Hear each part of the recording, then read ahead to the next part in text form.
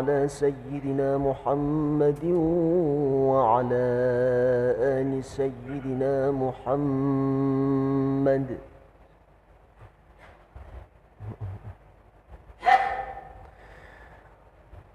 الله أكبر الله أكبر الله أكبر الله أكبر. أشهد أن لا إله إلا الله.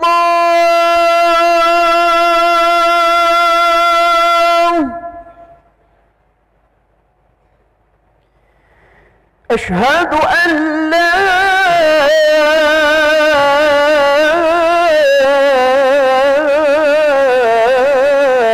إله إلا الله.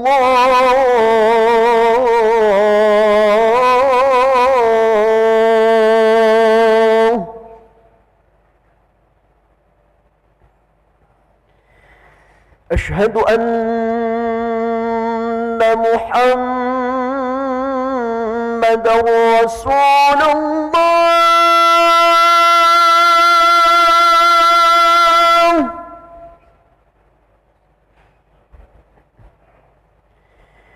أشهد أن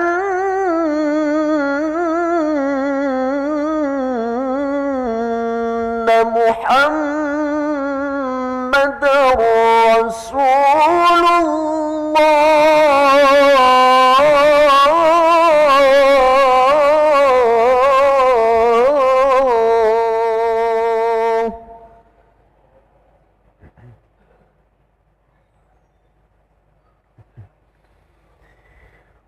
حي على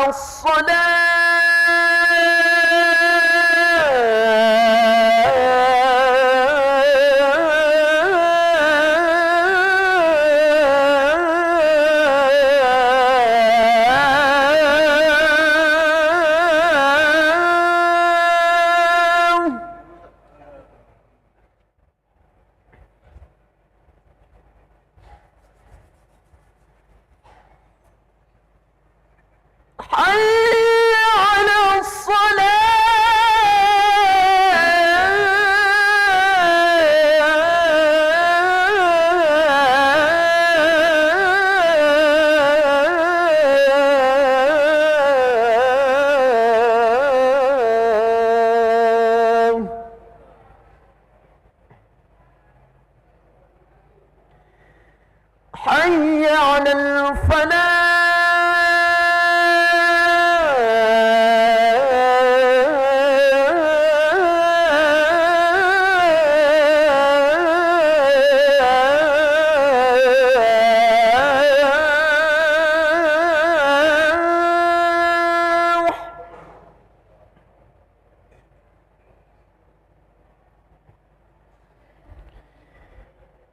حي على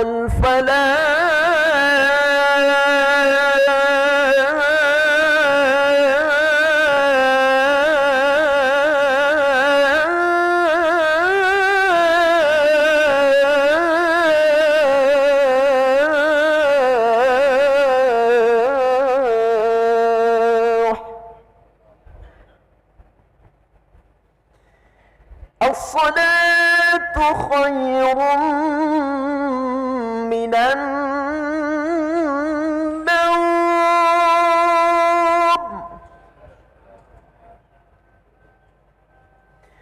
الصلاة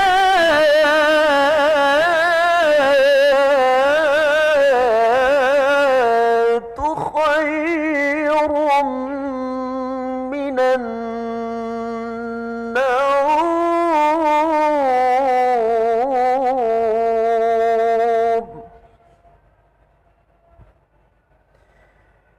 الله أكبر الله أكبر. لا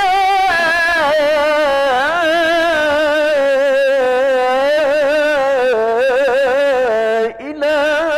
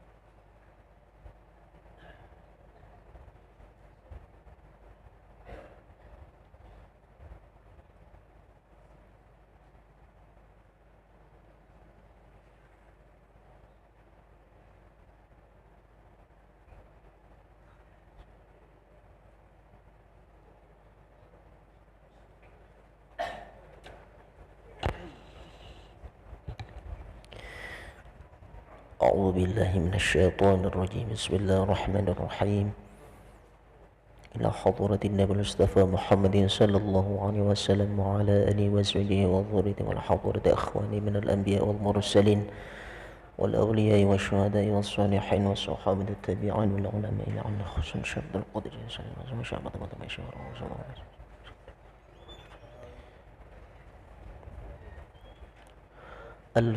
الفاتحة. أعوذ بالله من الشيطان الرجيم. بسم الله الرحمن الرحيم. الحمد لله رب العالمين الرحمن الرحيم مالك يوم الدين. إياك نعبد وإياك نستعين. اهدنا الصراط المستقيم صراط الذين أنعمت عليهم غير المغضوب عليهم ولا الضالين آمين.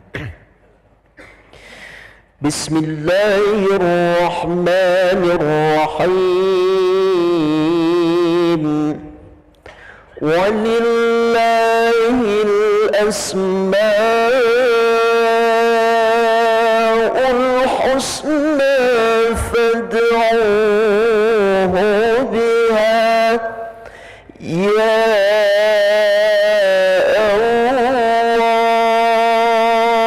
الله يا رحمن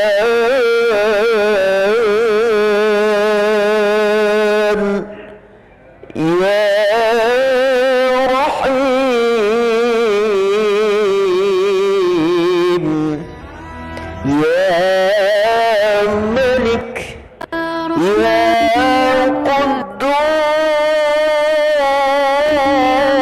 قدوس يا سلام يا مؤمن يا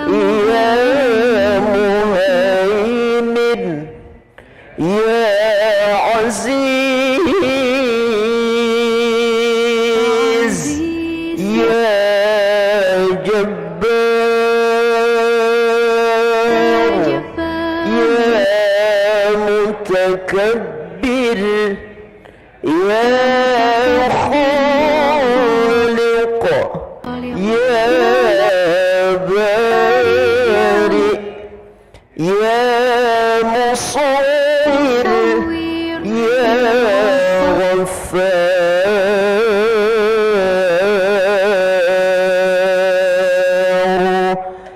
يا قهار يا وهاب يا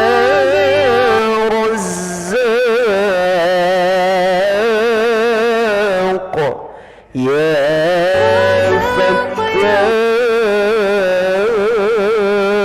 فتاح يا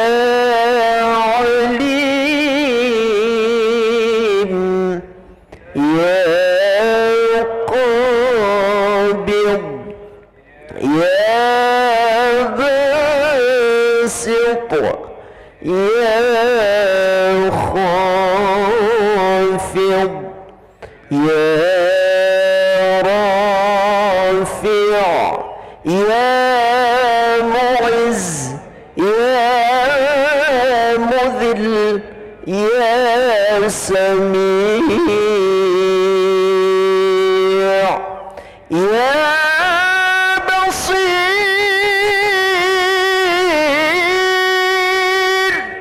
يا حكم يا عدل يا لطيف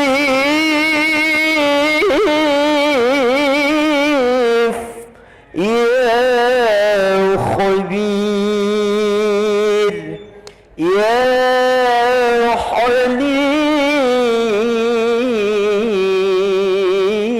حليم يا عظيم يا غفور يا شكور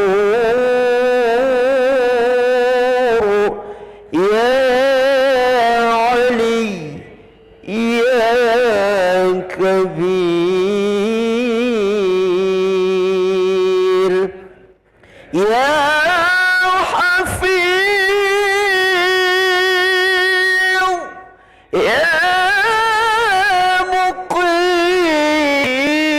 مقيت يا حسيب يا جليل يا كريم يا رقيب يا مجيب يا واسع يا حكيم يا ودود يا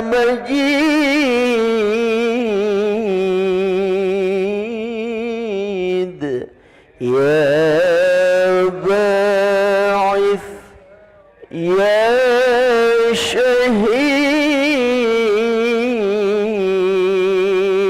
شهيد يا حق يا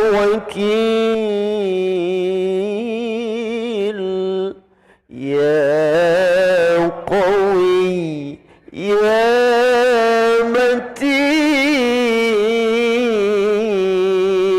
متين يا ولي يا حميد يا محصي يا مبدئ يا معيد يا محيي يا مميت يا حي يا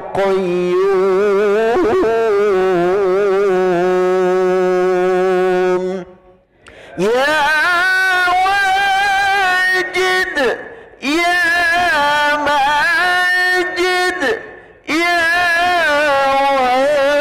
واحد يا أحد يا صمد يا قادر يا مقتدر يا مقدم يا مؤخر يا أول يا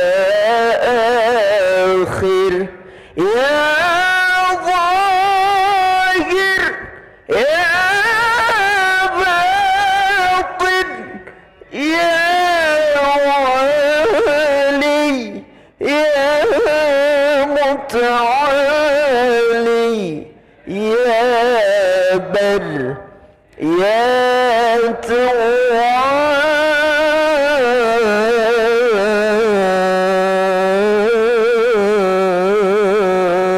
تواب يا منتقم يا عفو يا رؤوف يا ملك الملك يا ذا الجلال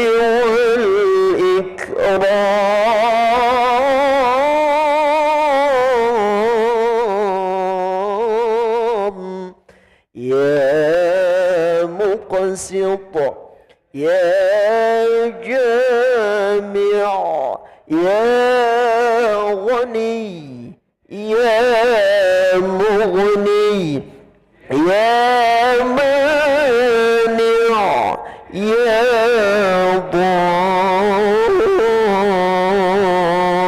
ضار يا نافع يا نور يا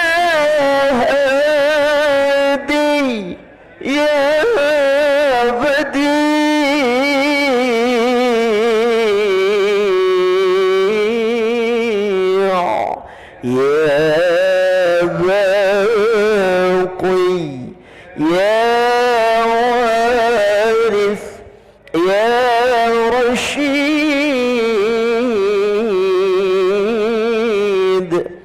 يا صبور جل جلاله. أعوذ بالله من الشيطان الرجيم. بسم الله الرحمن الرحيم. يا حي يا قيوم يا ذا الجلال والإكرام أسألك أن تحيي قلبي بنور معرفتك يا الله يا الله يا الله يا محيي الموتى برحمتك يا أرحم الراحمين.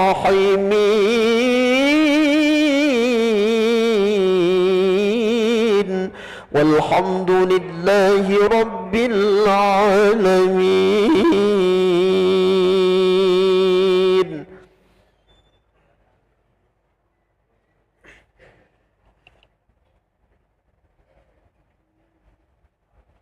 الله أكبر الله أكبر. أشهد أن لا إله إلا الله. أشهد أن محمدا رسول الله. حي على الصلاة حي على الفلاح قد قامت الصلاة قد قامت الصلاة. الله أكبر الله أكبر. لا إله إلا الله. لا إله إلا الله محمد رسول الله صلى الله عليه وسلم. أقامها الله وأدامها ما دامت السماوات والأرض. سووا صفكم فإن تسوية الصفوف من تمام الصلاة. أقم الصلاة رحمكم الله. أعوذ بك من همزات الشياطين وأعوذ بك أن يحضرون. صلي فرض الصبح ركعتين مسلم. صلي فرض الصبح ركعتين مسلم.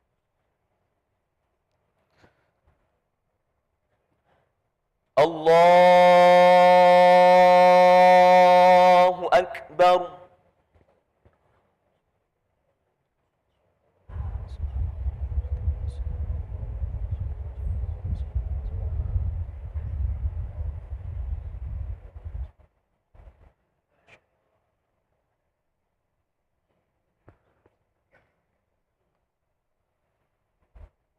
بسم الله الرحمن الرحيم.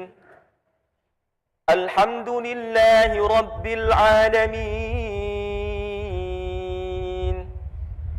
الرحمن الرحيم.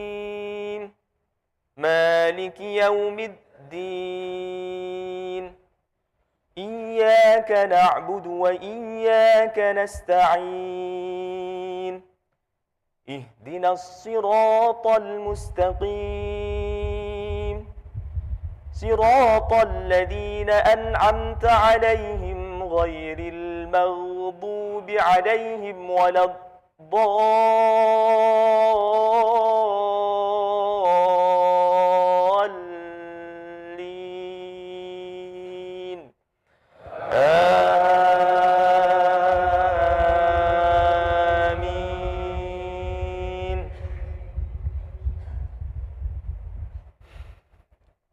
كلا لما يقض ما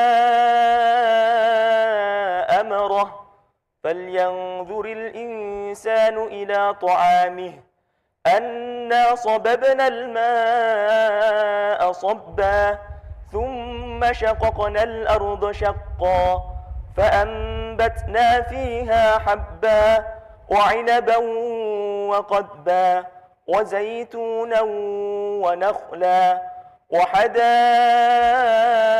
غلبا وفاكهة وأبا متاعا لكم ولأنعامكم. فإذا جاءت الصاخة يوم يفر المرء من أخيه وأمه وأبيه وصاحبته وبنيه لكل امرئ منهم يومئذ شأن يغنيه. وجوه يومئذ مسفرة ضاحكة مستبشرة ووجوه يومئذ عليها غبرة ترهقها قترة أولئك هم الكفرة الفجرة. الله أكبر.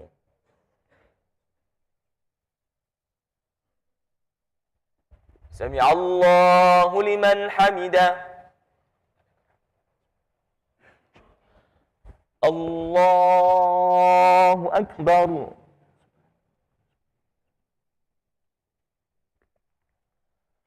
الله أكبر. الله أكبر.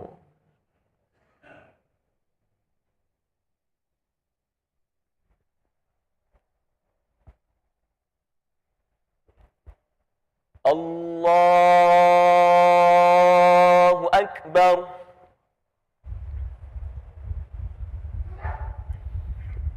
بسم الله الرحمن الرحيم. الحمد لله رب العالمين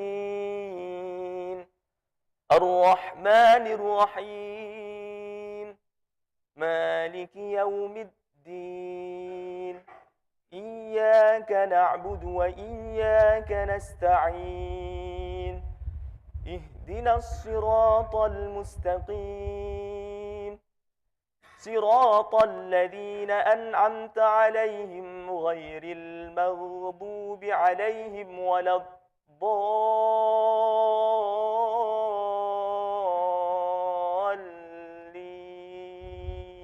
الضالين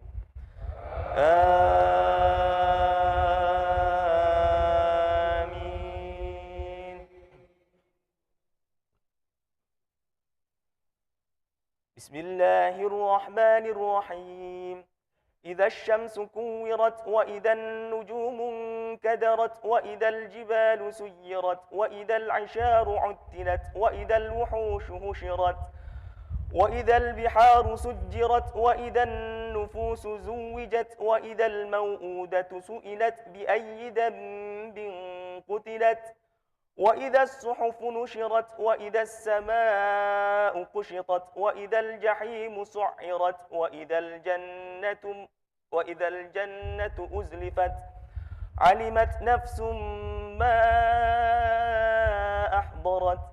فلا أقسم بالخنس الجوار الكنس والليل إذا عسعس والصبح إذا تنفس إنه لقول رسول كريم ذي قوة عند ذي العرش مكين مطاع ثم أمين وما صاحبكم بمجنون ولقد رآه بالأفق المبين وما هو على الغيب بضنين وما هو بقول شيطان رجيم فأين تذهبون إن هو إلا ذكر للعالمين لمن شاء منكم أن يستقيم وما تشاءون إلا أن يشاء الله رب العالمين.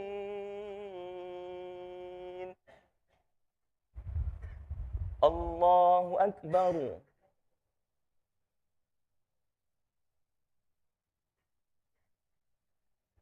سمع الله لمن حمده.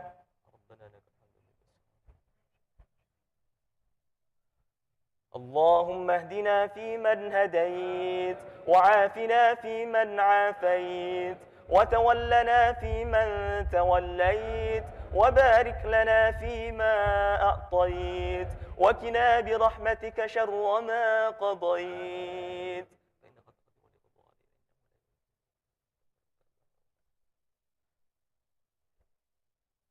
اللهم سلمنا والمسلمين، اللهم انصرنا والمسلمين، اللهم احفظنا والمسلمين، واكفنا وإياهم أجمعين شر مصائب الدنيا والدين. صلى الله على سيدنا محمد وعلى آله وصحبه وبارك. الله أكبر.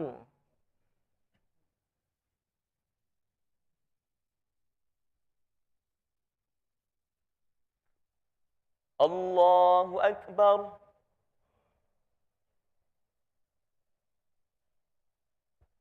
الله أكبر.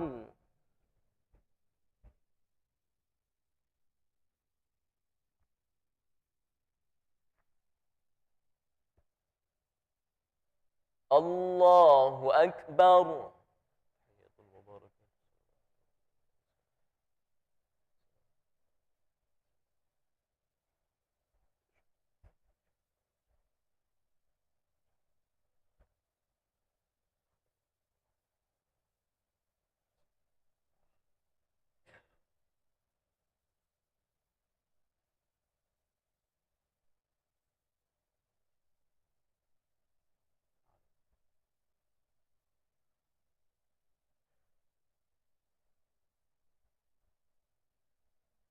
السلام عليكم ورحمة الله.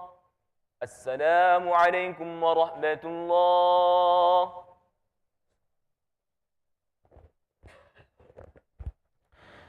استغفر الله العظيم الذي لا إله إلا هو الحي القيوم ونتوب إليه. استغفر الله العظيم الذي لا إله إلا هو الحي القيوم ونتوب إليه. استغفر الله العظيم الذي لا إله إلا هو الحي القيوم ونتوب إليه. لا إله إلا الله وحده لا شريك له، له الملك وله الحمد يحيي ويميت وعلى كل شيء قدير. لا إله إلا الله وحده لا شريك له، له الملك وله الحمد يحيي ويميت وعلى كل شيء قدير. لا إله إلا الله وحده لا شريك له، له الملك وله الحمد يحيي ويميت وعلى كل شيء قدير. لا إله إلا الله وحده لا شريك له، له الملك وله الحمد يحيي ويميت وعلى كل شيء قدير. لا إله إلا الله وحده لا شريك له، له الملك وله الحمد يحيي ويميت وعلى كل شيء قدير. لا إله إلا الله وحده لا شريك له، له الملك وله الحمد يحيي ويميت وعلى كل شيء قدير. لا إله إلا الله وحده لا شريك له، له الملك وله الحمد يحيي ويميت وعلى كل شيء قدير. لا إله إلا الله وحده لا شريك له، له الملك وله الحمد يحيي ويميت وعلى كل شيء قدير. لا إله إلا الله وحده لا شريك له، له الملك وله الحمد يحيي ويميت وعلى كل شيء قدير. لا إله إلا الله وحده لا شريك له، له الملك وله الحمد يحيي ويميت وعلى كل شيء قدير. اللهم أجرنا من النار، اللهم أجرنا من النار، اللهم أجرنا من النار، اللهم أجرنا من النار، اللهم أجرنا من النار، اللهم أجرنا من النار، اللهم أجرنا من النار السالمين. اللهم أنت السلام ومنك السلام وإليك يعود السلام، فحينا ربنا بالسلام وأدخلنا الجنة دار السلام. تباركت ربنا وتعاليت يا ذا الجلال والإكرام. نعوذ بالله من الشيطان الرجيم. بسم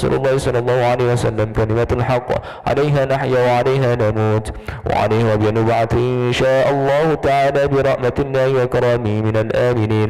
إن الله وملائكته يصلون على النبي يا أيها الذين آمنوا صلوا عليه وسلموا تسليما. اللهم صل وسلم وبارك عليه. أعوذ بالله من الشيطان الرجيم. بسم الله الرحمن الرحيم. الحمد لله رب العالمين حمدا شاكرين حمدا ناعمين حمدا يوافي نعمه ويكافئ مزيده. يا ربنا لك الحمد ولك الشكر كما ينبغي لجلال وجهك الكريم وعظيم سلطانك.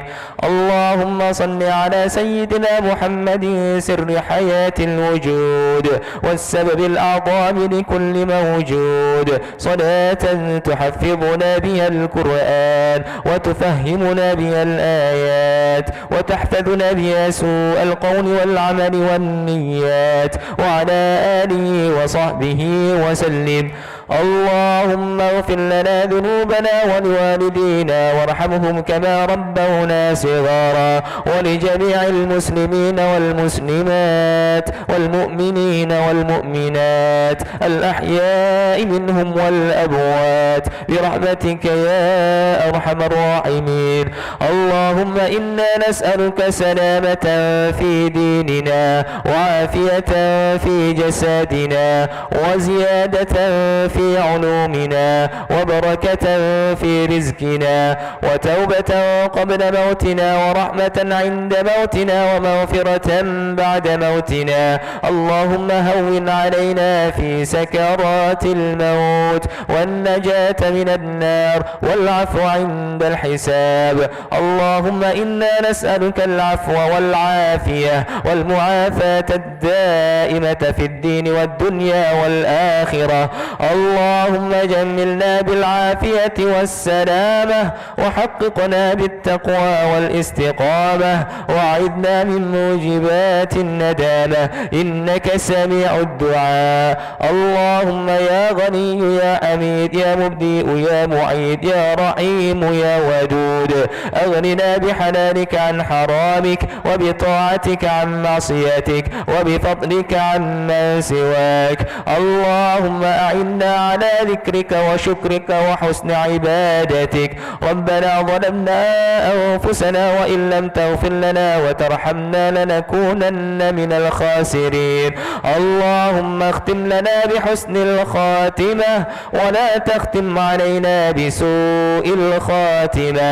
يا الله بيا يا الله بيا يا الله بيا يا الله بحسن الخاتمة. ربنا هب لنا من أزواجنا وذرياتنا قرة أعين واجعلنا للمتقين إماما.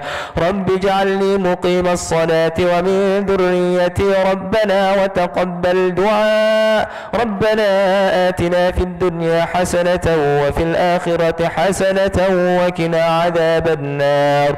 وصلى الله على سيدنا محمد النبي الأمي وعلى آله وصحبه وبارك وسلم. سبحان ربك رب العزة عما يصفون وسلام على المرسلين والحمد لله رب العالمين. الفاتحة. أعوذ بالله من الشيطان الرجيم. بسم الله.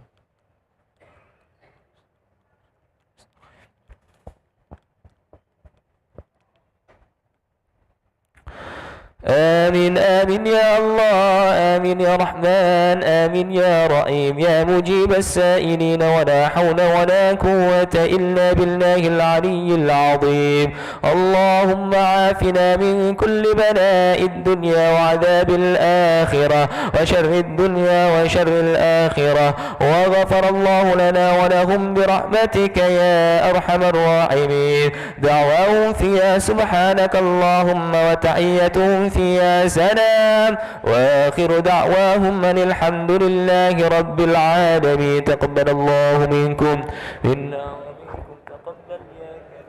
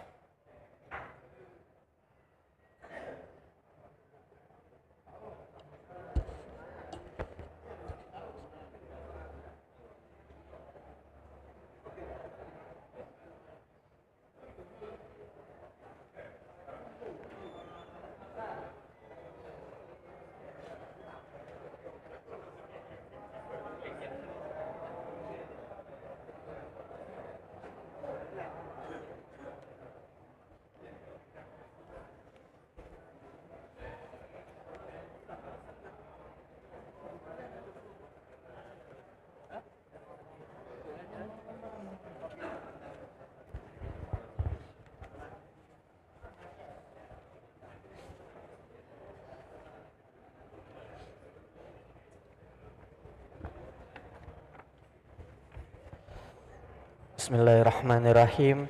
Assalamualaikum warahmatullahi wabarakatuh.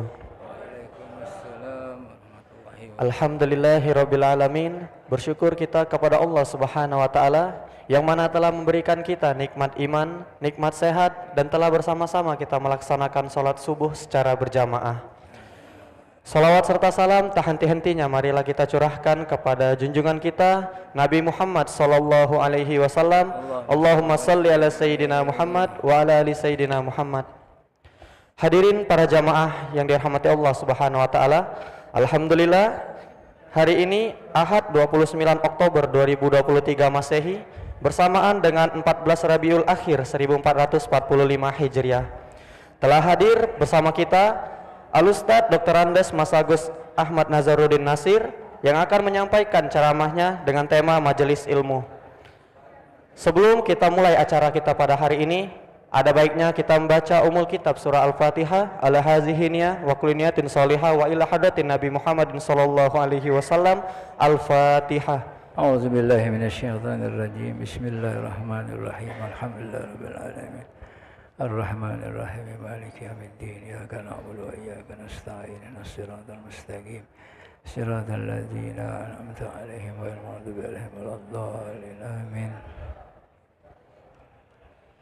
Baiklah, marilah bersama-sama kita dengarkan ceramah yang akan disampaikan oleh Al-Mukarram Al-Ustadz Dr. Andes Mas Agus Ahmad Nazaruddin Nasir kepada Ustadz fa'alaihi faitafaddal mashura. Sallu ala Nabi Muhammad. Allahumma salli wa sallim alaihi. Bismillahirrahmanirrahim. Assalamualaikum warahmatullahi ta'ala wabarakatuh. Innal hamdalillah nahmaduhu wa nasta'inu wa nastaghfiruh wa na'udzu billahi min sururi anfusina wa sayyiati a'malina. May yahdihillahu fala mudilla lah wa may yudlil fala hadiyalah. Asyhadu an la ilaha illallah wa asyhadu anna Muhammadan abduhu wa rasuluhu la nabiyya ba'dah. Allahumma salli wa sallim ala sayyidina Muhammadin al-Fatih lima ughliqa al-khatimi lima sabaqa nasiril haqq bil haqq wal hadi ila siratikal mustaqim sallallahu alaihi wa ala alihi haqqa qadrihi wa miqdaril azim. Qala Allah ta'ala fil Qur'anil Karim, ya ayyuhalladzina amanu taqullaha haqqa tuqatih wa la tamutunna illa wa antum muslimun. Wa qala an-nabiy sallallahu alaihi wasallam, ittaqullah haitsuma kunta. Ma'asyiral hadirin wal hadirat, jamaah Masjid Agung yang dimuliakan Allah Subhanahu wa ta'ala. Pertama, marilah kita memanjatkan syukur kehadirat Allah Subhanahu wa ta'ala atas nikmat yang Allah berikan kepada kita berupa nikmat kesehatan. Dengan nikmat ini Allah berikan kita kesempatan melangkahkan kaki kita menuju masjidnya, menuju Masjid Agung yang kita cintai ini dalam rangka melaksanakan, menunaikan ibadah sholat subuh secara berjamaah, kemudian dilanjutkan dengan wirid secara bersama-sama kita lantunkan tadi. Mudah-mudahan Allah mengijabah segala doa dan pinta kita. Ma'asyarul hadirin wal hadirat yang dimuliakan Allah. Kenapa kita sebut ini dengan wirid? Ya, karena dari bacaannya. Wirid dalam bahasa Arab sinonimnya adalah dawam. Kalau bahasa sehari-hari kita biasanya nyebutnya terus menerus atau continue. Kalau zikir bisa saja kita membaca pada waktu maghrib, misalnya membaca Yasin, kemudian maghrib besok membaca yang lain, itu namanya zikir.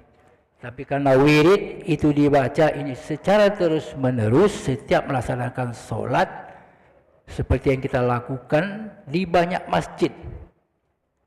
Bahkan alhamdulillah dulu waktu saya sering pergi ke daerah-daerah, setiap kota-kota besar biasanya ada masjid agungnya, masjid rayanya.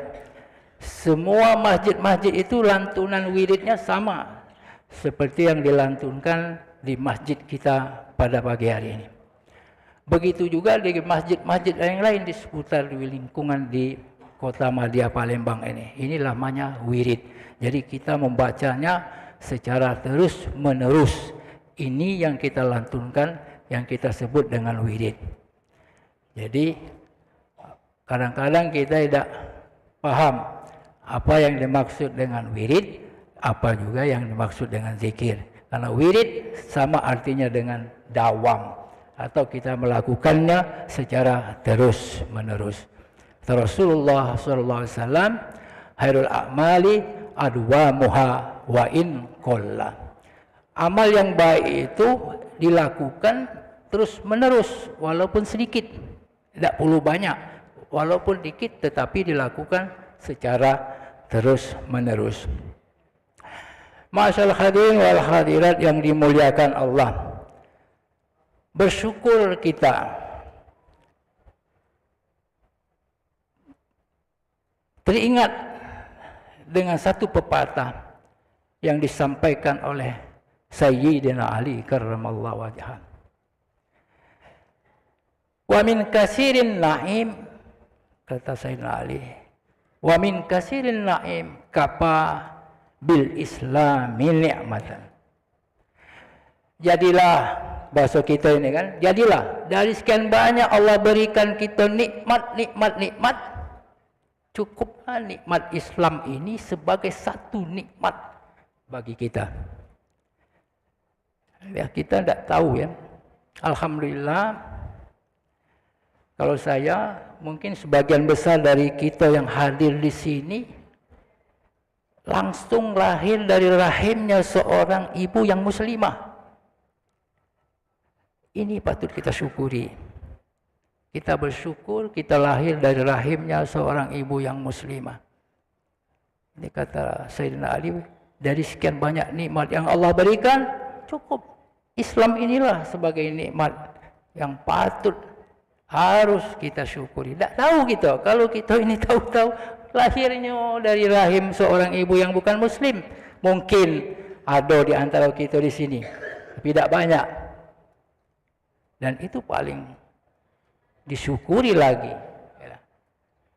Kalau tidak, kalau mungkin kita ini tidak dilahirkan dari rahimnya seorang ibu yang muslimah, mungkin kita tidak bisa duduk di sini.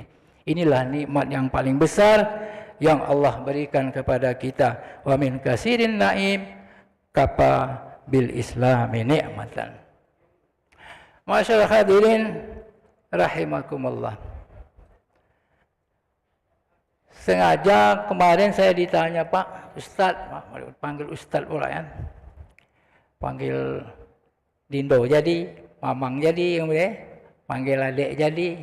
Tapi kata Sayyidina Ali juga, man allamani harfan wahidan bahwa ustazan, wajib. Tak apa-apa, barang siapa yang mengajar walaupun satu huruf, dia sudah layak disebut ustaz. Tak apa-apa disebut ustaz. Jadi banyak di sini.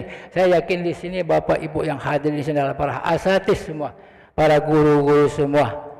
Pada kesempatan ini saya diberikan waktu untuk menyampaikan sedikit tausiah sebagaimana yang diamanahkan dalam Al-Quran, wa tawasau bil haqqi wa tawasau bis sabr, saling menasihat di dalam kebaikan dan saling menasihati di dalam kebenaran.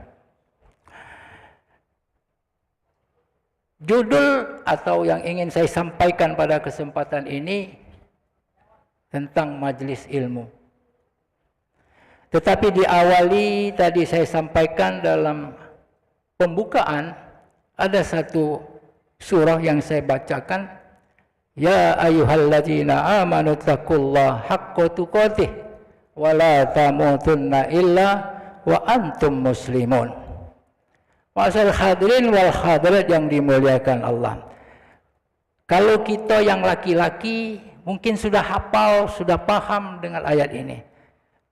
Yang ibu-ibu memang juga ada yang tahu. Tetapi maksud saya setiap hari Jumat ini rasanya selalu kita dengar ayat ini. Ya ayyuhalladzina amanu taqullaha haqqa tuqatih wa la tamutunna illa wa antum muslimun. Ayat ini harus disampaikan oleh khatib di atas mimbar.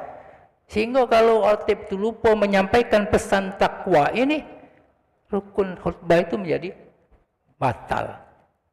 Jadi pesan yang penting dalam sampaikan dalam khutbah Jumat adalah pesan takwa ini, dan sering kita dengar ayat inilah yang dibaca oleh khatib di atas mimbar. Ya ayyuhalladzina amanu taqullaha haqqa tuqatih wa la tamutunna illa wa antum muslimun. Ini adalah bentuk kasih sayang Allah kepada kita. Allah mengingatkan kita terus-menerus untuk senantiasa meningkatkan ketakwaan kita kepada Allah Subhanahu wa taala, dan jangan kita mati. Jangan, kata Allah, Allah sayang sama kita. Jangan mati sebelum kamu ini benar-benar menjadi orang yang muslim. Tapi bagaimana caranya? Selalu pesan takwa disampaikan kita setiap minggu. Kadang-kadang juga kita hari Jumat khotib menyampaikan, balik Jumat lupa lagi pesan takwa ini. Bersyukur setiap Jumat disampaikan khatib, sudah menjadi rukun. Kalau tidak, lupa sepanjangan. Nah, kita disampaikan menjadi rukun setiap Jumat, karena manusia ini mahallul khata' wan nisyan. Manusia ini tempatnya salah, tempatnya lupa. Al-insan seakar kata dengan nisyan, nasya, insan. Insan manusia, nasya lupa. Jadi insan seakar kata dengan nasya. Manusia itu selalu tidak luput terus daripada salah dan lupa.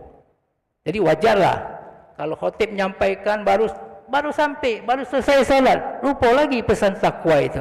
Tapi Jumat depannya kita diingatkan lagi untuk melaksanakan dan meningkatkan ketakwaan kita kepada Allah Subhanahu wa taala. Tapi bagaimananya ini cara untuk mencapai derajat takwanya ini. Nah, ini sedikit akan kami sampaikan. Saya tukilkan dari pendapat Ibnu Taimiyah. Ibnu Taimiyah menyampaikan menurut Ibnu Taimiyah, dari sekian banyak jumhur ulama menyampaikan. Jadi semua ulama menyampaikan. Menurut Ibnu Taimiyah ini,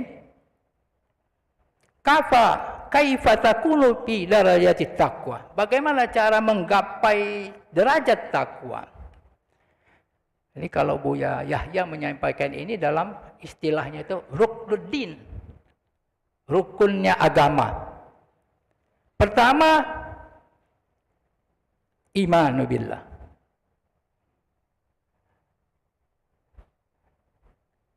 Dulu, kalau sekarang saya tidak tahu. Kalau dulu anak-anak sekolah itu sudah pasti hafal dengan rukun iman ini. Al-iman an tu'mina billahi wa malaikatihi wa kutubihi wa rusulihi wa tu'minu bil qadari khairihi wa syarrihi. Hafal. Rukun iman ada 6, 2, 3 hafal. Tak tahu anak-anak kita sekarang ini. Kalau anak-anak dulu, ya walaupun dia sekolah SD, sekolah dasar, bukan pesantren, bukan madrasah, hafal dengan rukun iman ini. Tapi kita hafal juga, ya. Kadang-kadang kita lupa memaknai daripada rukun iman ini. Derajat takwa ini harus dilalui dengan benar-benar meyakini, benar-benar melaksanakan apa yang kita hafal ini tadi dengan rukun iman ini. Percaya kepada Allah. Dalam Al-Quran itu sering disebut antu'mina billahi wal yaumil akhir. Yang lain-lain ini tidak sebut. Sudah cukup. Antu'minu billah wal yaumil akhir. Percaya kepada Allah, pada hari akhir. Ya, kitab itu sudah termasuk Kalau kita percaya kepada Allah, sudah termasuk galau-galau percaya kepada Rasul, para malaikat, kitab-kitabnya, hari qada dan qadar. Maka dalam Al-Quran itu disebut disingkat saja. Antu'mina billahi wal yaumil akhir. Percaya kepada Allah. Kalau rukun yang pertama ini baik ya. Maksud kita Palembang nih. Kalau rukun yang pertama ini baik, itu hafal, kita laksanakan, sebenarnya sudah aman kita. Sudah tidak ada masalah lagi. Kemana-mana bahwa kita ini percaya adanya Allah Subhanahu wa taala. Kita percaya adanya Allah, berarti segala gerak-gerik kita, tingkah laku kita dilihat atau tidak, kita tahu bahwa kita ini dilihat oleh Allah Subhanahu wa taala. Meyakini itu, melaksanakan itu, insyaallah semua yang kita lakukan ini akan menggapai derajat takwa ini. Kita cuma hafal. Kemudian yang kedua derajatnya kata Ibnu Taimiyah Islam. Kalau kita paparkan lagi rukun iman ini panjang panjang. Tapi mungkin ada kajian khusus membahas tentang rukun-rukun di dalam iman ini. Menurut Ibnu Taimiyah, derajat takwa yang kedua ini harus kita lalui dengan Islam. Ini juga kalau anak-anak dulu hafal juga rukun Islam ada 5. Ya. Antashhadu an la ilaha illallah tuqimus salata wa tatsumur ramadan tahajjul baita man istata'a ilaihi sabila. Saya kepada Allah bersyahadat. Hafal. Saya yakin kita semua sini sudah hafal. Tapi apakah kita sudah melaksanakan rukun Islam yang kelima itu dengan sempurna? Nah, ini perlu kita introspeksi lah kira-kira diri kita ini. Mungkin kalau jemaah di sini, kalau jemaah saya di kampung saya, di kampung-kampung lah ibaratnya, mungkin baru sampai 3 melaksanakannya. Syahadat, sholat, puasa. Kalau zakat cuma zakat fitrah. Ada enggak? Zakat yang lain belum. Zakat mal belum. Nah, kalau zakat mal belum, mak mana nak yang kelima? Kalau yang nak kelima ini harus pajak zakat mal dulu. Nah, rukun Islam ini juga apa sudah kita laksanakan dengan sempurna, kita yang tahu. Tapi saya yakin kalau jemaah di sini sudah pada tahap yang 5 ini, insyaAllah sudah semua dilaksanakan. Jadi rukun Islam ada 5 itu benar-benar sudah kita laksanakan. Ya, kalau di kampung-kampung saya banyak yang kita baru sampai 3 baik. Ya, kalau umat Islam ini umat yang terbanyak secara ekonomi juga terbanyak lemahnya. Sehingga umat Islam ini baru sampai 3 melaksanakan rukun Islamnya. Syahadat, salat, puasa. Zakat baru zakat fitrah baik. Zakat mal belum sempat, belum bisa dilakukan. Nah, kalau zakat mal belum, tentu yang kelima juga belum. Kira-kira begitu kan. Nah, kita berdoa mudah-mudahan kita tidak hanya sekedar hafal rukun Islam ada 5, tapi kita memang benar-benar melaksanakan rukun Islam ini.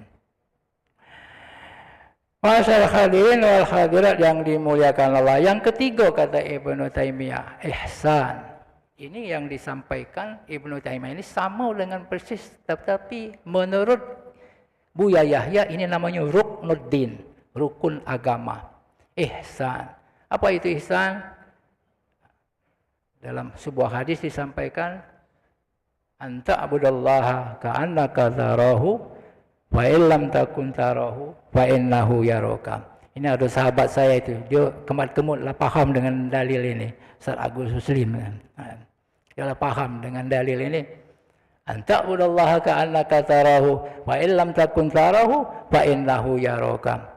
Hendaklah kita ini beribadah kepada Allah itu seolah-olah kita bisa melihat Allah. Anta abudallah ka'annaka tarahu. Seolah-olah kita mampu melihat Allah. Nah, malah kira-kira kalau kita beribadah itu pacak nyengok Allah, pacak nyengok Tuhan kita. Indah ini ya. Ini seolah-olah. Fa illam takun tarahu, apabila kita tidak mampu melihat atau meramu-ramu melihat Allah itu, fa illam takun tarahu fa innahu yaraka. Yakinlah bahwa Allah melihat kita. Fa illam takun tarahu fa innahu yaraka. Jadi setiap yang kita lakukan ini seolah-olah kita melihat Allah, atau kalau kita tidak mampu melihat, seolah-olah melihat Allah, ini yakin, tahu, percaya bahwa Allah itu melihat gerak-gerik kita. Nah ini namanya konsep ihsan. Dan yang terakhir ditambah oleh Ibnu Taimiyah, ikhlas.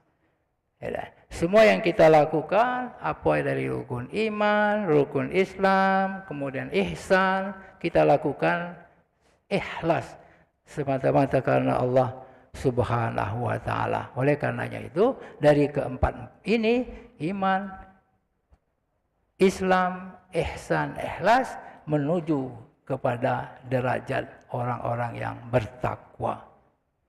Bagaimana caranya ini lagi? Tentu dengan banyak mempelajari ilmu-ilmu untuk menggapai derajat takwa ini. Kembali kita kepada tema awal majlis ilmu. Kata Rasul sallallahu alaihi wasallam, "Idza marartum bi riyadil jannah farta'u." Kalau kamu melalui taman surga, marartum, melalui jalan, gitu berjalan, biriyadil jannah, bahwa kita ini berjalan masuki taman surga. Farta'u, kata Rasul sallallahu alaihi wasallam, mampir taman surga tuh. Kalau kamu berjalan ke jenggoan taman surga, farta'u, mampir. Kila wa mariyadil jannah ya Rasulullah. Apa itu yang dimaksud Rasul dengan taman surga itu ya Rasulullah? Para sahabat tanya. Kalau Nabi, kira Rasulullah sallallahu alaihi wasallam yaqul wa majalisul ilm wa fi riwayati majalituz zikir. Itulah kata Rasul sallallahu alaihi wasallam, taman surga itu adalah majlisnya ilmu, atau dalam sebuah riwayat majlis zikir. Nah, pada hari ini, pada pagi hari ini adalah majlis ilmu. Ini adalah taman surga. Atau kalau zikir tadi itu juga salah satu riwayat adalah taman surga yang diibaratkan baginda Nabi Muhammad sallallahu alaihi wasallam. Jadi kalau ada yang dengar ini ada majelis ilmu, ada, mampirlah, kata Rasulullah sallallahu alaihi wasallam. Ini adalah taman surga. Dalam sebuah hadis yang lain, Rasulullah sallallahu alaihi wasallam bersabda, yang diriwayatkan oleh Abu Darda, kata Rasul sallallahu alaihi wasallam, kun aliman au muta'alliman au mustami'an au muhibban fala takun khamisan fatahlak. Kata Rasul SAW, jadilah kamu menjadi orang alim. Orang alim, alim itu isim fa'il dalam bahasa Arab itu, jadi orang yang berilmu. Jamaknya adalah ulama.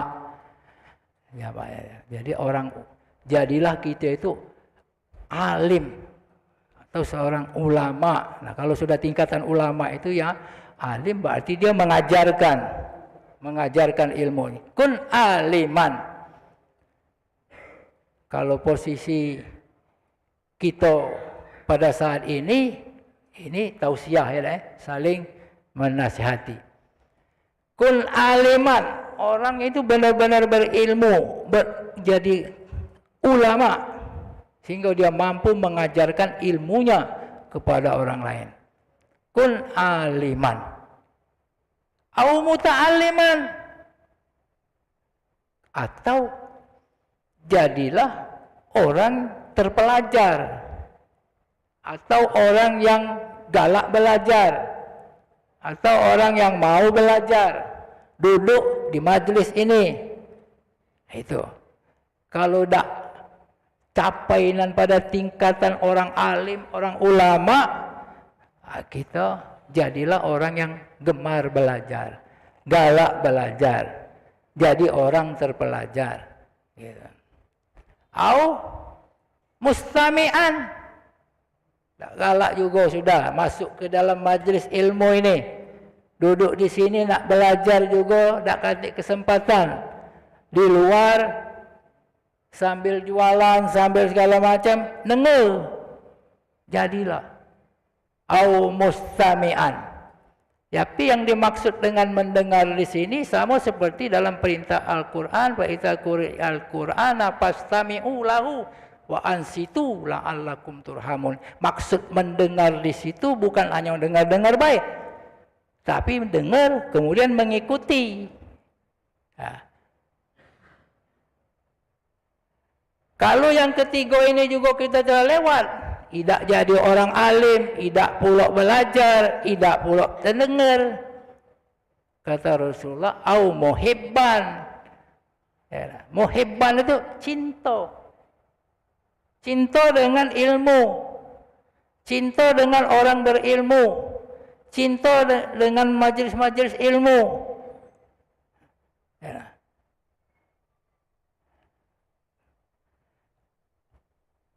Cinta dengan ustaz-ustaz.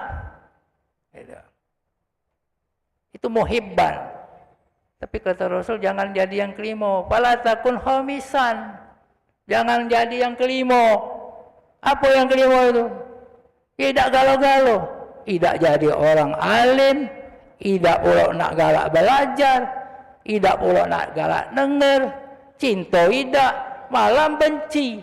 Malah tak senang. Oh ya, dia gawe majlis taklim tu sudah kata urusan. Tingkah laku masih mak itulah. Kalau habis membenci, tak setuju. Ada cawisan, tak setuju. Habis kegiatan ini ada, apalagi nak berimpak bersedekah untuk majlis taklim. Benci malah. Nah, jangan sampai itu. Karena yang ini akan buat kita menjadi binasa. Fala takun khasiman itu artinya tidak semua. Jadi orang yang cinta saja ini sudah cukup. Seperti yang kata pepatah, tasabbahu in lam takun mislahum fa in tasabbiha birijalin fala. Kita cinta dengan orang berilmu, cinta dengan ustaz-ustaz. Saking cintanya tadi kita nyerupai dia. Ada ya. Banyak di antara kita. Santri dia tak majlis taklim tak sempat. Jadi orang alim tak sempat. Dengar-dengar jarang. Tapi dia cinta dengan ustaz, menyerupai ustaz. Teko pakaian ustaz dia, pakaian cara ustaz berpakaian dia tirunya segala macam. Itu jadi keberuntungan bagi dia. Menurut pepatah ini. Tasabahu illam takun mislahum. Kalau kamu bisa menyerupai dia, bagus. Fa in tasabah bi rijalin fala. Kalau kita mampu menyerupai orang alim ini tadi, itu ada satu keberuntungan bagi kita. Melok cak orang alim. Melok disebut cak wong alim. Nah, ini. Keutamaannya banyak kalau sudah melok cak itu. Keutamaan orang yang cinta baik tadi. Dalam sebuah hadis lain Rasulullah SAW bersabda dari kitab yang ditukil dari Al-Imam Al-Faqih Abu Lais As-Samarqandi rahimahullah ta'ala juga berkata, manintaha ilal alim wajazal ma'ahu wa la yaqdiru ala ayah fazal ilim falahu sab'a karamat. Orang yang berhenti, maksudnya manintaha ini, Manintaha itu berhenti. Orang yang duduk, orang yang mewakafkan dirinya, berhenti sejenak, duduk bersama wajah ilal alim wajala sama'ahu. Orang ini menghentikan kegiatannya sejenak, duduk bersama orang alim. Wala yaqdiru ala ayyahfadzal ilm. Tapi dia ini tidak mampu menyerap ilmunya. Tidak ada belajar, tidak mampu. Mungkin apa karena otaknya tidak nyampe atau apa, tapi dia ini mampu duduk sebentar bersama orang alim ini, jalasa ma'ahu wala yahfaz anil ilmu falahu sab'a karamah. Dia ini akan dapatkan 7 kemuliaan. Ini duduknya baik, tidak usah nak dapat ilmunya baik. Awaluha yalahul muta'allimina man salaka tariqan yaltabihu bi ilman sahala tariqan ilal jannah. Ini menghantarkan dia juga ke dalam surganya Allah Subhanahu wa taala, karena dia ini berjalan bersama-sama dalam satu alur, tariqan, jalan tariq itu. Satu alur mengikuti daripada orang yang berilmu ini. Allah akan mudahkan dia. Jalan dia menuju surga nanti. Duduk baik. Tidak belajar, tidak ngambil ilmu dengan orang alim, orang-orang yang pintar. Ini duduk baik. Ini keutamaannya nih. Wa qala aidan man ja'a jalhu fi talabain lakiani. Kata Rasulullah sallallahu alaihi wasallam. Kalau pada saat itu duduk beserta orang alim ini, cinta dengan orang alim ini, kemudian datang ajalnya. Ya, datang ajalnya. Kata Rasulullah, lakiani, aku akan menjumpainya. Dia akan ketemu dengan aku. Nah, ini mulianya majlis ilmu ini. Kadang-kadang kita ini tidak mengetahui ya. Banyak bicara pahala, solat, pahala apa. Datang ke masjid, tahiyat masjid dulu. Ada majlis taklim, lebih utama majlis taklim ini. Jadi kalau ada yang datang ke sini, ada majlis taklim, lebih utama dia hadir di majlis taklim ini, dengar.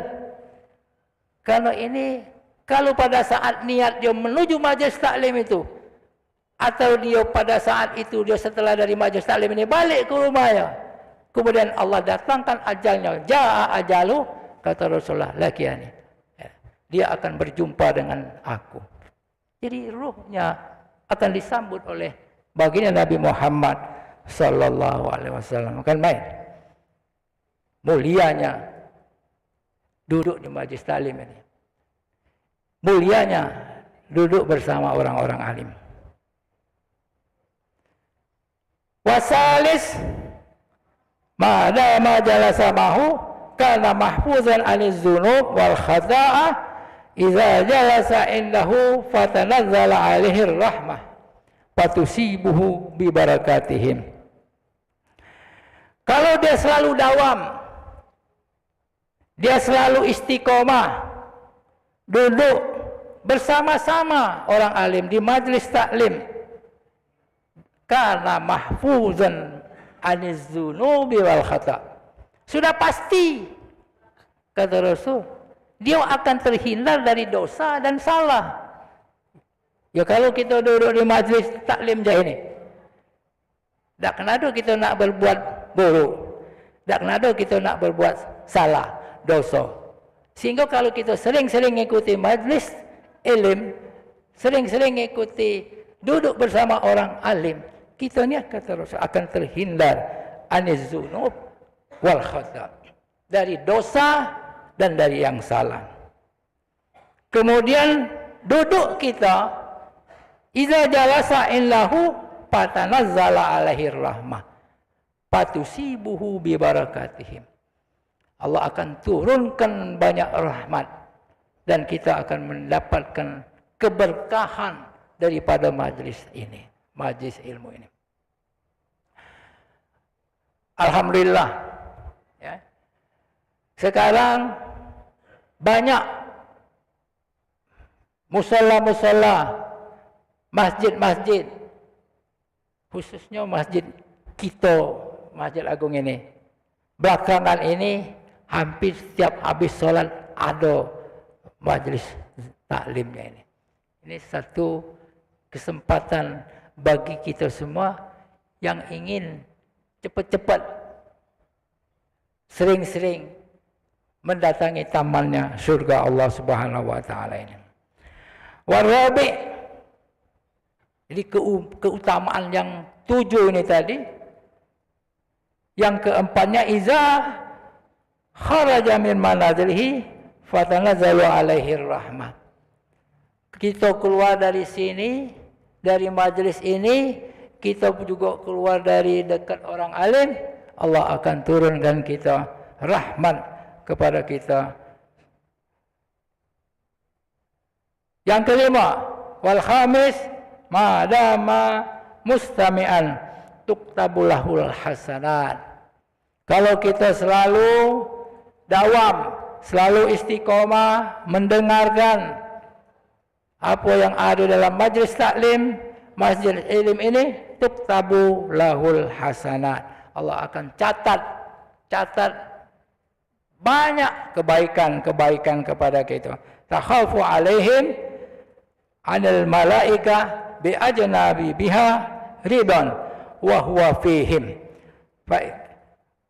Para malaikat itu akan melindungi kita dengan sayap-sayapnya itu.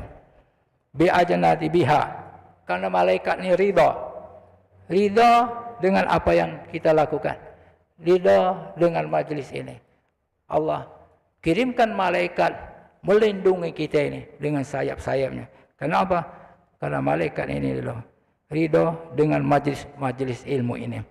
Wasabi kullu qadamin man yarfa'u darajatih wa yad'u takunu kafaratun lidzunub wa rafa'a darajatin wa ziyadatun fil hasanat.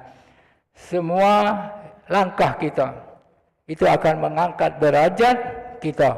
Wa yad'u takunu kafarah lidzunub. Itu juga akan mengangkat dosa-dosa kita, menghapus, maksudnya bukan mengangkat, menghapus dosa-dosa kita, dan warafa'a darajat, mengangkat derajat kita, wa ziyadata fil hasanat, dan menambah kebaikan kepada kita ini. Di lain ayat, di lain sabda, di lain hadis disampaikan ada lagi enam lagi keutamaan. Summa yukrimuhullahu ta'ala bisistatil karamah. Ada 6 lagi karamah yang mungkin nanti dalam kesempatan lain bisa kita sampaikan. Masyaallah hadirin wal hadirat yang dimuliakan Allah. Inilah pentingnya majelis ilmu ini. Banyak di antara kita enggan, malas menghadiri majelis-majelis ilmu ini. Banyak di antara kita masih tidak mengedepankan bahwa sesungguhnya amal-amal yang kita lakukan itu sia-sia kalau tanpa ilmu. Nak dapatkannya dengan cara bagaimana? Dengan hadirnya kita di majelis ilmu ini. Di sini mungkin ini yang bisa kami sampaikan. Tapi banyak para ustaz-ustaz yang lain mungkin menyampaikan ada persoalan yang lebih mendetil lagi tentang materi-materi yang dibutuhkan. Bisa saja dalam cawisan itu ada kajian-kajian fikih, ada kajian-kajian tafsir, kajian-kajian hadis. Itu semua ilmu. Tetapi pada sesungguhnya setiap majlis itu akan bermanfaat untuk kita semua. Rasul sallallahu alaihi wasallam, "Thalabul ilmi faridah." Menuntut ilmu itulah wajib. Utlubul ilma minal mahdi ilal lahdi. tuntutlah ilmu itu dari semenjak dibuai sampai ke liang lahat. Proses semua kita di sini adalah saling belajar, saling mengajar. Saya dalam kesempatan ini juga masih pada tahapan belajar. Jadi kalau kita mau jadi alim, kita balik. Sekarang kalau kita tadi dianjurkan menjadi orang yang alim, kalau tidak menjadi orang alim, muta'alim, orang yang galak belajar. Kalau tidak galak juga jadi orang yang mustami'an, mendengar. Atau yang keempat menjadi muhibban, mencintai ilmu, mencintai ustaz, mencintai majlis-majlis ilmu.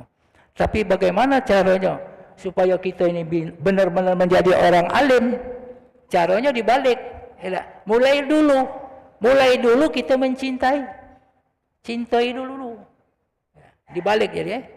Cintai dulu majlis-majlis taklim ini. Ada ustaz, cintai. Gitu. Karena Rasul itu maksum, ya. Tapi Rasul juga pernah salah. Apalagi manusia. Manusia ini tidak luput dari salah dan dosa. Kadang-kadang, ya minta maaf nih gitu. Tidak galak belajar kalau nyingok uangnya. Cawisan siapa yang ngisi? Sudahlah. Kati di rumahnya macam itu. Uangnya macam itu, yang diomongnya dia lewek tak melakukannya. Nah, kadang-kadang itu benih tidak mencintai orang berilmu. Benih. Kata Sayyidina Ali, la tanzur ila man qul wanzur ila ma qul. Jangan kamu lihat siapa yang bicara, lihatlah apa yang dia bicarakan. Itu tips kita belajar, itu teknik kita belajar. Kita tidak usah mikir siapa yang ngasih, kita juga ambil baik apa yang dia sampaikan. Sering ini almarhum ulama yang tenar dulu, ulama sejuta umat Kiai Haji Zainuddin MZ bilang sering dalam jalan, huzil hikmah walau kana yakhruj min duburid dajjal. Itu kata Zainuddin MZ. Ambil hikmah. Ambil hikmah itu walaupun keluar dari duburnya ayam. Nah, kalau yang keluar dari duburnya ayam nih telok, makan. Kalau yang keluar itu bukan telok, buang. Ambil hikmah itu dari situ. Huzil hikmah walau kana yakhruj min duburid dajjal. Ambillah hikmah itu walaupun keluarnya dari duburnya ayam. Kalau yang keluarnya itu baik, makan. Kalau yang keluar itu kotoran, buang. Ini tip kita untuk belajar. Tapi ingat juga, tip bagi orang ulama yang menyampaikan. Yang menyampaikan itu juga ada pesan. Bahkan pesannya itu lebih tajam lagi. Bukan dari Magola, tapi dari Al-Quran, surat As-Saf ayat 2. Ya ayyuhallazina amanu lima taqulu ma la ta'lamun, ma la taf'alun. Allah ingatkan orang-orang, hai, ya ayyuhallazina, kamu orang-orang yang iman, ngapa kamu ngomong tapi kamu tidak melakukannya? As-Saf ayat 2. Hai orang-orang iman, kenapa kamu bicara lima taqulu ma la taf'alun? Tapi kamu dewek tidak melakukannya. Ini untuk yang ngomong, untuk yang galak nyampaikan, itu kan lebih tajam lagi. Gitu. Nah, itu urusannya. Kabura maktan indallah antakulu ma la taf'alun. Allah amat benci. Kabura maktan indallah, Allah amat benci bagi orang-orang antakulu, orang-orang yang berkata tapi tidak melakukannya. Nah itu, tidak usah dari kita, tidak usah kita benci. Si pula ustaz ini, aku malas dengarnya, ngapa ustaz ini. Jangan. Dia sendiri sudah ada rambu-rambu ini. Sebagai ustaz, sebagai penceramah, dia sudah ada rambu-rambu ini. Sudah tahu dia ada surat ini. Ya ayyuhallazina amanu lima taqulu ma la taf'alun. Kabura maqtan indallahi an taqulu ma la taf'alun. Jadi lebih dahsyat lagi peringatannya orang yang mampu menyampaikan tetapi dia tidak mampu melakukannya. Lah tip kita yang nak belajar nih, jangan kita jengok celah wong ini. Kita ambil manfaat apa yang ada dari dia ini. Kita ambil ilmu.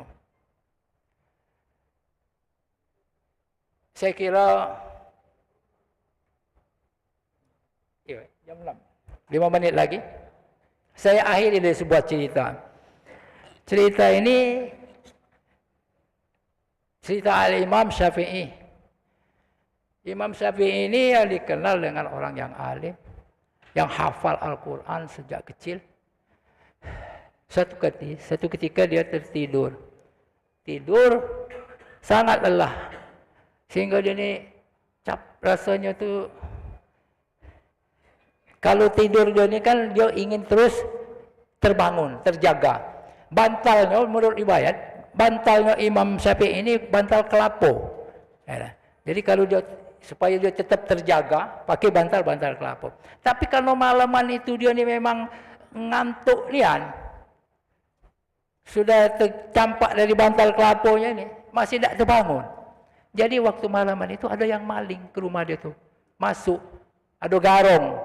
Masuk, habis semua. Semua habis. Waktu dia terbangun, dia tengok orang maling tu berlari dari rumahnya. Dipanggilnya oleh Sayyidina Ali, oleh Imam Syafi'i. Hei Syarik. Hei, maling. Yang lain ambillah yang lain. Tapi tolong jangan buku aku. Buku itu jangan katanya. Buku yang lain kau ambillah. Buku apa jangan. Itu ilmu aku. Uji si maling dia ngomong, "Oh Imam, al-ilmu fis sudur, laisa fid dustur." Ilmu itu di hati, ilmu itu di dada, bukan di kitab. Terkejut Imam Syafi'i dengan omongan wong maling itu. Akhirnya dia mengikhlaskan buku yang tadi. Sudah ambil lah. Lah sejak itu Imam Syafi'i ini tidak pernah baca kitab balik halaman sebelum dia hafal halaman yang dibalik. Halaman satu dia baca, hafal, baru balik. Bukunya nak hilang-hilang lah. Kenapa? Karena dia belajar dengan orang maling ini tadi. Jadi belajar dengan siapapun. Bahkan Imam Syafi'i pun belajar dengan orang yang maling ini. Saya kira ini saja.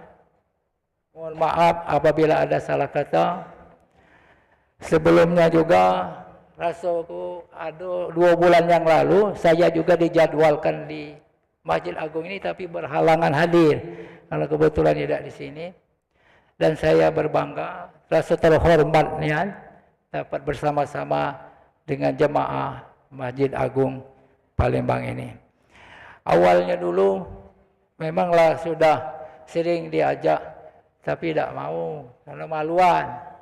Kalau dulu ada tua-tua kita di sini, mamang saya sendiri, Ki Agus Nawi Denci, beliau adalah sepupu dari ibu saya kan.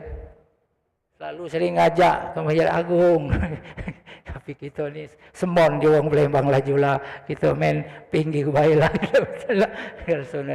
Alhamdulillah dalam kesempatan yang berbahagia ini Allah berikan kesempatan kepada saya untuk bertatap muka dengan para jamaah sekalian. Dan mudah-mudahan ini menjadi menjadi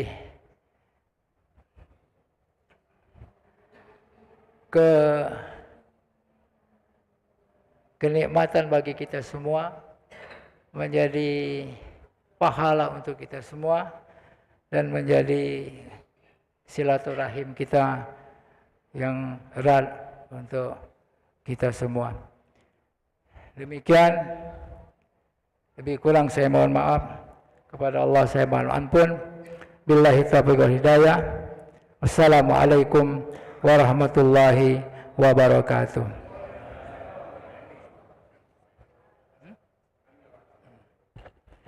أعوذ بالله من الشيطان الرجيم بسم الله الرحمن الرحيم الحمد لله رب العالمين حمدا حامدين حمدا شاكرين حمدا ناعمين حمدا يوافي نعمه ويكافئ مزيدا يا ربنا لك الحمد كما ينبغي لجلال وجهك الكريم وعظيم سلطانك اللهم صل على سيدنا محمد وعلى آل سيدنا محمد اللهم أصلح ذات بيننا وألف بين قلوبنا واهدنا سبل السلام ونجنا من الظلمات إلى النور وجنبنا الفواحش ما ظهر منها ما بطن اللهم بارك لنا في أسماعنا وأبصارنا وقلوبنا وأزواجنا وذرياتنا وتب علينا إنك أنت التواب الرحيم واجعلنا شاكرين لنعمتك مثنين بها قابلين لها وأتمها علينا اللهم اغفر لنا اللهم اغفر لنا اللهم اغفر لنا ذنوبنا ولوالدينا وارحمهما كما ربيانا صغيرا ربنا هب لنا من أزواجنا وذرياتنا قرة أعين واجعلنا للمتقين إماما ربنا تقبل منا دعاءنا ومقصودنا وحاجاتنا إنك أنت السميع العليم